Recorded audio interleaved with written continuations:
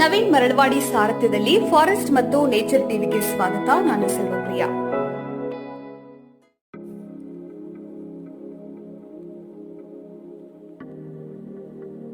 ಭಾರತದ ಕರಡಿ ಪ್ರಭೇದಗಳ ಕುರಿತಾದ ವಿಸ್ಮಯಕಾರಿ ವೈವಿಧ್ಯಮಯ ವಿಚಾರಗಳು.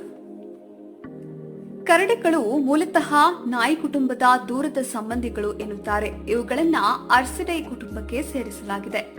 ಕರಡಿಗಳು ಅನೇಕ ಬಗೆಯ ಪರಿಸರಕ್ಕೆ ಹೊಂದಿಕೊಂಡು ಪ್ರಪಂಚದಾದ್ಯಂತ ನೆಲೆಸಿವೆ. ಅತಿ ಶೀತ ಆರ್ಕಟಿಕ್ ವಲಯದಲ್ಲಿ ಭೂಮಿ ಮೇಲಿನ ಅತಿ ದೊಡ್ಡ ಮಾಂಸಾಹಾರಿ ಪ್ರಾಣಿ ಧ್ರುವ ಕರಡಿ ವಾಸಿಸಿದ್ರೆ, ಉಷ್ಣ ವಲಯದಲ್ಲಿ ವಿವಿಧ ಜಾತಿ ಕರಡಿಗಳು ವಾಸಿಸುತ್ತಿವೆ.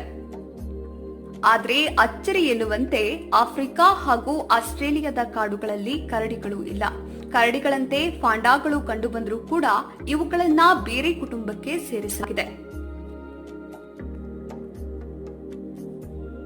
ಕರಡಿಗಳ ಸಾಮಾನ್ಯ ಲಕ್ಷಣಗಳು. ಹಿಮ ಕರಡಿ ಹೊರತುಪಡಿಸಿದ್ರೆ ಉಳಿದವು ಮಿಶ್ರಹಾರಿಗಳು. ಇವುಗಳಿಗೆ ಮಾಂಸವನ್ನ ಹರಿಯಬಲ್ಲ ಕಾರ್ನೇಸಿಯಲ್ ಹಲ್ಲುಗಳಿಲ್ಲ. ಇವಕ್ಕೆ ಬಾಲವಿಲ್ಲ. ಇದ್ರೂ ಕೂಡ ಅತಿ ಚಿಕ್ಕದು. ನೆಲಕ್ಕೆ ಮನುಷ್ಯರಂತೆ ಪೂರ್ಣ ಊರ್ವ ಪಾದಗಳಿವೆ. ಹೆಜ್ಜೆಗಳು ಮನುಷ್ಯರಂತೆ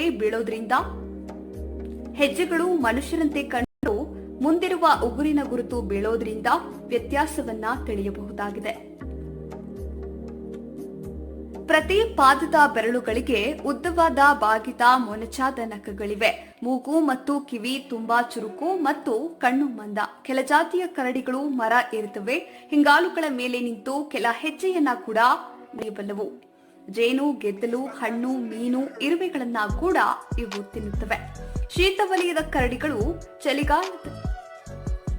ಚಳಿಗಾಲದಲ್ಲಿ ಕರಡಿಗಳು ಶಿಶಿರ ನಿದ್ರೆ ಮಾಡೋದಿಲ್ಲ. ಆದರೆ ಹುಟ್ಟುವ ಮರಿಗಳು ಕೂದಲಿಲ್ಲದೆ ಕುರುಡಾಗಿ ಹುಟ್ಟುತ್ತವೆ. ನಮ್ಮ ದೇಶದಲ್ಲಿ 4 ಬಗೆಯ ಕರಡಿಗಳನ್ನ ಗುರುತಿಸಲಾಗಿದ್ದು, ನಮ್ಮ ರಾಜ್ಯದಲ್ಲಿ ಸ್ಲಾತ್ ಕರಡಿ ಮಾತ್ರ ಕಂಡುಬರುತ್ತದೆ. ನಮ್ಮಲ್ಲಿರುವ ಕರಡಿಗೆ ಸ್ಲಾತ್ ಬೇರ್ ಎಂದು ಹೆಸರು. ಈ ಸ್ಲಾತ್ ಬೇರ್ ಅರ್ಥ ಹುಡುಕಿದ್ರೆ ಎಲ್ಲಾ ಕಡೆ ಇದು ಸೋಮಾರಿ ಕರಡಿ ಎಂದು ಮಾಹಿತಿ ಸಿಗುತ್ತೆ. ಇವು ದೀರ್ಘ ನಿದ್ರೆಯನ್ನ ಮಾಡುತ್ತವೆ. ಅದನ್ನ ಬಿಟ್ರೆ ಸೋಮಾರಿಯ ಯಾವ ಲಕ್ಷಣಗಳು ಕೂಡ ಈ ಕರಡಿಯಲ್ಲಿ ಇಲ್ಲ. ಆದ್ರೂ ಈ ಕರಡಿಗೆ ಸ್ಲಾತ್ ಬೇರ್ ಎಂದು ಹೆಸರು ಬರಲು ಬೇರೆ ಕಾರಣವೇ ಇರಬೇಕು. 18ನೇ ಶತಮಾನದ ಅಂತ್ಯದಲ್ಲಿ ವೈಜ್ಞಾನಿಕ ಪರಿಶೀಲನೆಗಾಗಿ ಕಳುಹಿಸಿದ ಈ ಕರಡಿಯ ಚರ್ಮವು ದಕ್ಷಿಣ ಅಮೆರಿಕಾದ ಸ್ಲಾತ್ ಪ್ರಾಣಿಯಂತೆ ಕಂಡಿದ್ರಿಂದ ಸ್ಲಾತ್ ಬೇರ್ ಎಂದು ಹೆಸರು ಬಂದಿರಬಹುದೆಂದು ಊಹೆ ಇದೆ. ಮುಂದೆ 1810ರಲ್ಲಿ ಜೀವಂತ ಕರಡಿಯನ್ನ ಪ್ಯಾರಿಸ್ಗೆ ಒಯ್ದ ನಂತರ ಇದು ಕರಡಿ ಎಂದು ತೀರ್ಮಾನಿಸಲಾಯಿತು. ಆದರೆ ಮೊದಲಿನ ಸ್ಲಾತ್ ಹಾಗೆ ಉಳಿದುಕೊಂಡಿದೆ. ಎತ್ತರ 65 ರಿಂದ 85 ಸೆಂಟಿಮೀಟರ್. 2 ಕಾಲಲ್ಲಿ ಎದ್ದು ನಿಂತರೆ ಅರಡಿ ಮನುಷ್ಯನಷ್ಟು ಎತ್ತರ.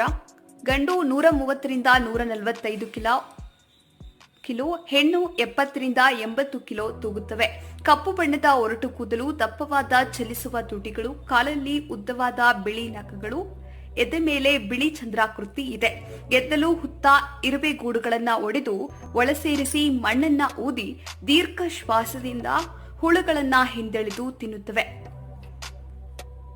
ಇವು ಗೆಡ್ಡೆ, ಗೆಣಸು, ಹಣ್ಣುಗಳು, ಗೆದ್ದಲು, ಇರುವೆಗಳನ್ನ ತಿನ್ನುತ್ತವೆ. ಕೆಲಸಲ ಸತ್ತ ಪ್ರಾಣಿಗಳ ಮಾಂಸವನ್ನ ಕೂಡ ತಿನ್ನುತ್ತವೆ.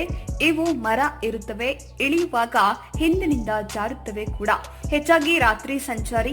1 ರಿಂದ 2 ಮರಿಗಳನ್ನ ಹಾಕುತ್ತವೆ. ಆಹಾರಕ್ಕಾಗಿ ಅಳೆಯುವಾಗ ಮರಿಗಳನ್ನ ಬೆನ್ನ ಮೇಲೆ ಕೂರಿಸಿಕೊಳ್ಳುತ್ತವೆ. ದೀರ್ಘ ನಿದ್ರೆ ಮಾಡಬಲ್ಲವು. ಪಾದಗಳನ್ನ ನಿಕ್ಕುವ ಅಭ್ಯಾಸವಿದೆ. ಎಲ್ಲಾ ಪರಿಸರಕ್ಕೂ ಹೊಂದಿಕೊಂಡಿವೆ. ಬಯಲು ಸೀಮೆ, ಒಣಕಾಡು, ಎಲೆ ಉದುರುವ ಕಾಡು, ಪಶ್ಚಿಮ ಘಟ್ಟಗಳ ದಟ್ಟಡವಿಯಲ್ಲಿಯೂ ಕರಡಿಗಳನ್ನ ನೋಡಬಹುದಾಗಿದೆ. ಶ್ರೀಲಂಕಾ, ಭೂತಾನ್, ನೇಪಾಳಗಳಲ್ಲಿಯೂ ಕೂಡ ಕಾಣಸಿಗುತ್ತವೆ.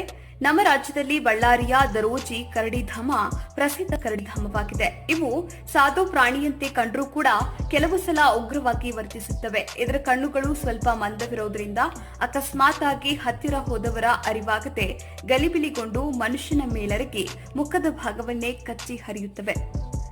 ಇನ್ನು ಹೊಲ ಗದ್ದೆಗಳಲ್ಲಿ ಕರಡಿ ಕಂಡಾಗ ಸಮೀಪ ಹೋಗದೆ ದೂರದಿಂದಲೇ ಕೂಗಿ ಹೆದರಿಸುವುದು ಒಳ್ಳೆಯದು. ಇವುಗಳನ್ನ ಪಳಗಿಸಬಹುದು ಕೂಡ.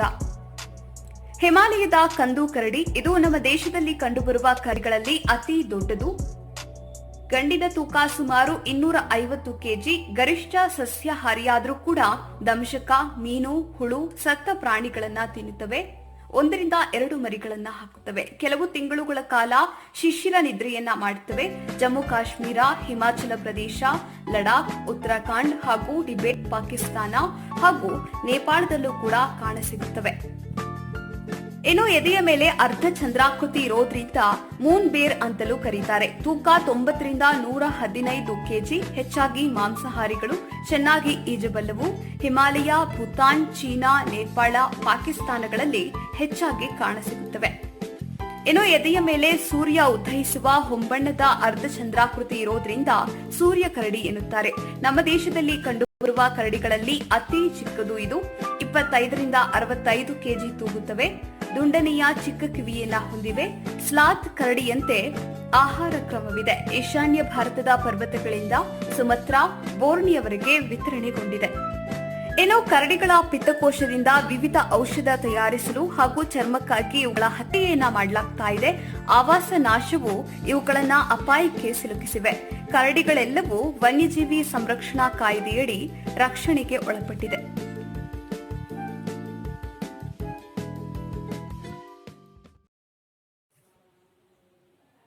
ನಿಮಗೆ ಈ ಕಾರ್ಯಕ್ರಮ ಇಷ್ಟವಾದಲ್ಲಿ ಸಬ್ಸ್ಕ್ರೈಬ್ ಬಟನ್ ಒತ್ತಿ, ಬೆಲ್ ಬಟನ್ ಒತ್ತಿ, ಆಲ್ ಬಟನ್ ಒತ್ತಿ. ಮುಂದಿನ ವಿಡಿಯೋದಲ್ಲಿ ಮತ್ತೆ ನಿಮಗೆ ಸಿಗ್ತೀನಿ. ನಮಸ್ಕಾರ.